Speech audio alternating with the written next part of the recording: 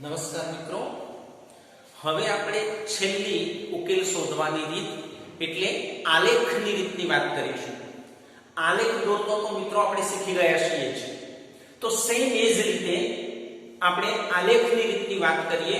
અહીંયા એક સમીકરણ લખ્યું છે ને x + 2y = -4 અને 3x + 4y = -6 નો ઉકેલ શોધો.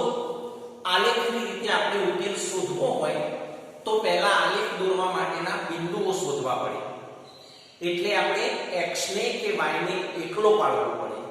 જો x ને એકલો પાડીએ તો કિંમતો y ની મૂકવાની, y ને એકલો પાડીએ તો કિંમતો x ની મૂકવાની. આપણે સમીકરણ 1 ની વાત કરીએ કે અહીં x + 2y = -4. x આગળ સહગુણક નથી એટલે આપણે x ને એકલો પાડીએ તો સરળ પડે.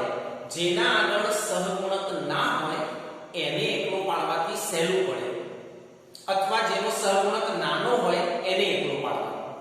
આપણે x ને એકલો પાડીએ તો -4 તો ક્યાંના ક્યાં છે એટલે એમ ના એમ 2y જશે પેલી બાજુ એટલે -2y. x ને એકલો પાડીએ તો કિંમતો આપણે એની અંદર y ની મૂકવાની.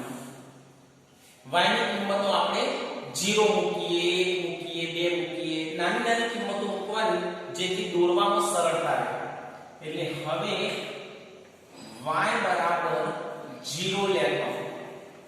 અહીંયા y ની જગ્યાએ 0 મૂકી દેવાનું. x = -4 - 2 અને y ની જગ્યાએ 0.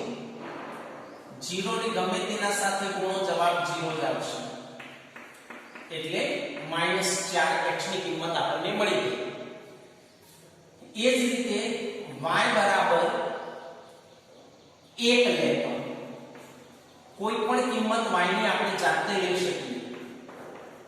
-4 અને અહીંયા મૂકવાનો 1 એટલે 2 એકા 2 થશે. -4 -2 -6. y ની ત્રીજી પણ એક કિંમત લઈ લઈએ. એક આધી ઋણ લઈએ. ચલો -1 લેતો. તો x બરાબર -4 અહીંયા મૂકવાનો -1. માઈનસ માઈનસ પ્લસ થઈ જશે. 4 માંથી 2 જાય તો એ નિશાની મોટાની.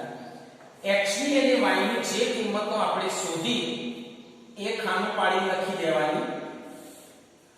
આ x ની કિંમતો, આ y ની કિંમતો આપણે 3 શોધી છે તો 3 ખાના પાડીએ.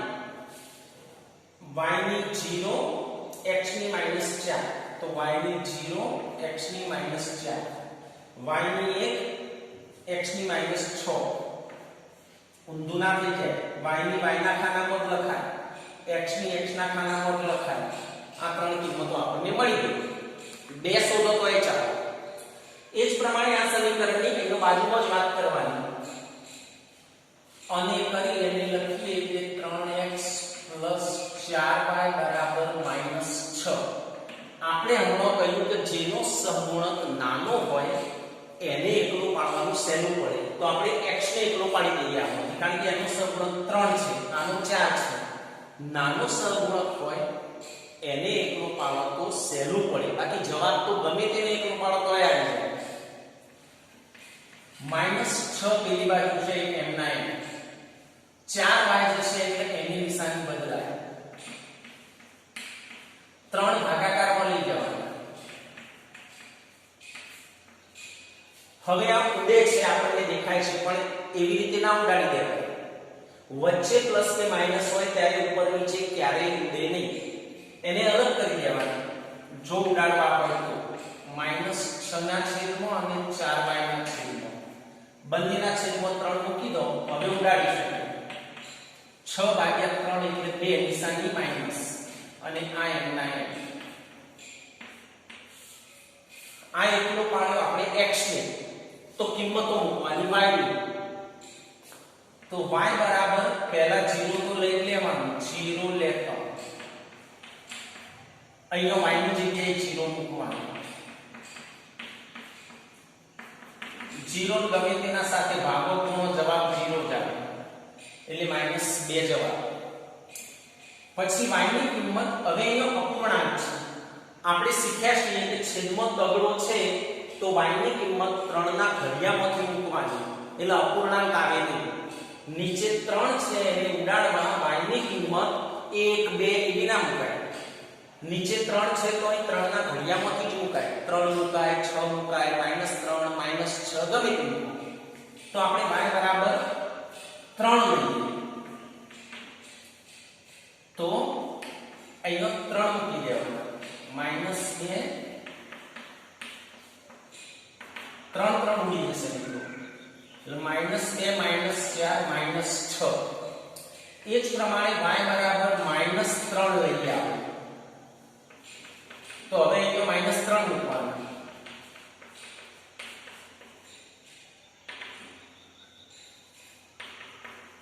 3 3 ઉડી જાય. માઈનસ માઈનસ પ્લસ થઈ જશે. માઈનસ અને માઈનસ એટલે પ્લસ થઈ જાય, ભૂલવાનું નહીં. તો 4 માંથી 2 જાય તો બે નિશાની મોટાની એટલે ધન. x ની y ની જે કિંમતો આવી આપણે કોઠો પાડી લખી દેવાની. 3 કિંમતો શોધી તો 3 ખાનો પાડવાનો.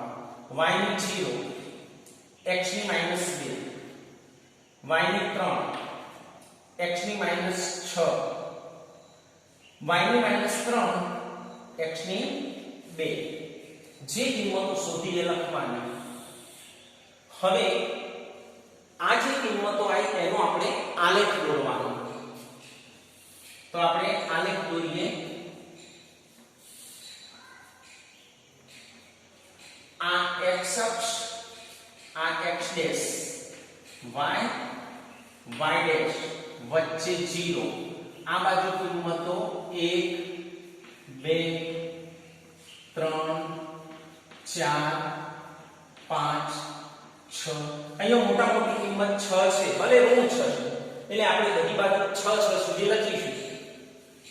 આ બાજુ -1.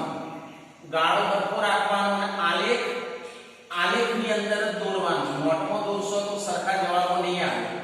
એટલે છૂટો આલેખ અથવા આલેખોથી ગમે તે વસાવવાનો અને આલેખની અંદર જ આલેખ દોરવાનો, આલેખ પત્રની અંદર. એ જ પ્રમાણે ઉપર ધન કિંમતો આવશે.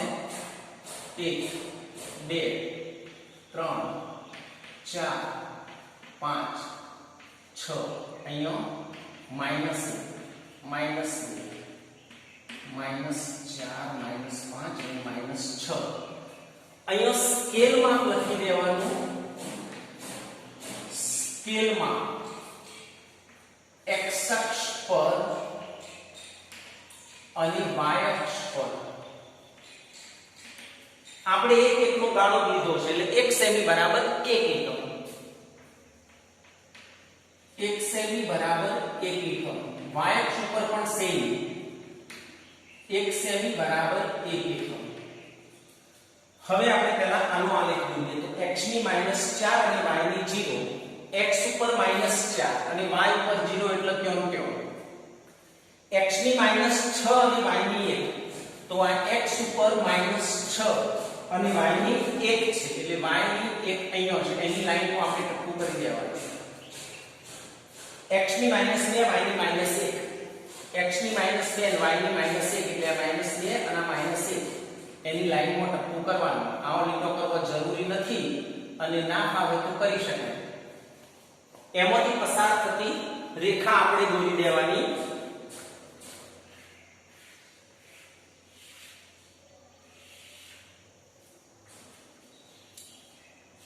આ જે સમીકરણ આપણે આનો આલેખ દોર્યો તો એના ઉપર આપણે લખીએ x + 2y બરાબર -4.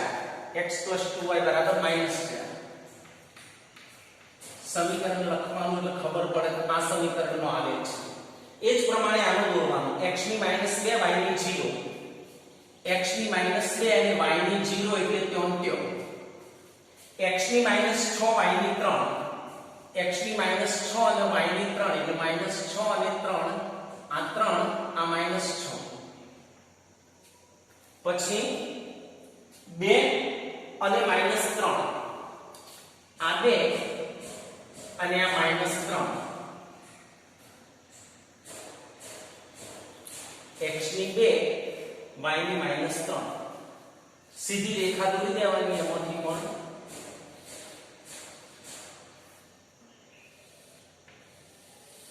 આવી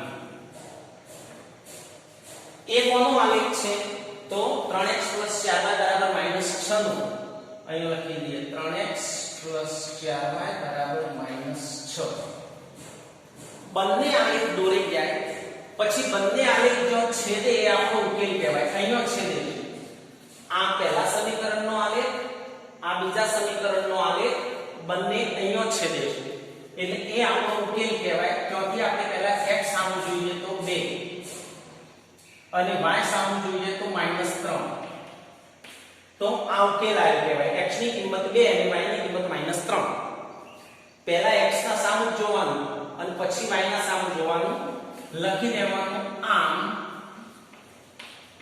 ઉકેલ x બરાબર 2 અને y બરાબર -3 તો આવી રીતે આપણે આલેખની રીતે પણ ઉકેલ શોધી શકીએ પહેલા બિંદુઓ શોધવાના આલેખ દોરવાના બે આલેખ જો છેદે એ આપણો ઉકેલ પહેલા x સામું જોવાનું પછી y સામું જોવાનું મિત્રો ઘણી વખત બે આલેખ આવી રીતે સમાંતર આવી જાય આવી રીતે બે આલેખ આવે તો આપણે કહેવાનું ઉકેલ બરાબર ખાલી કરો ઉકેલ બરાબર ખાલી કરો અને કદાચ એક આલેખના ઉપર જ બીજો આલેખ આવે બીજો આલેખ પણ એક્ઝેક્ટ આના ઉપર જ આવી જાય બંને આલેખ ઉપરા ઉપરી આવી જાય તો ઉકેલ બરાબર અનંત કરો સાંભળી લેજો છેદે બંને આલેખ તો આપણને ઉકેલ મળી જાય x સામે y સામે જોઈને બે સમાંતર રેખાઓ મળે છેદે નહીં તો ઉકેલ ખાલી ગણ અને ઉપરા ઉપરી મળે તો ઉકેલ અનંત ગણ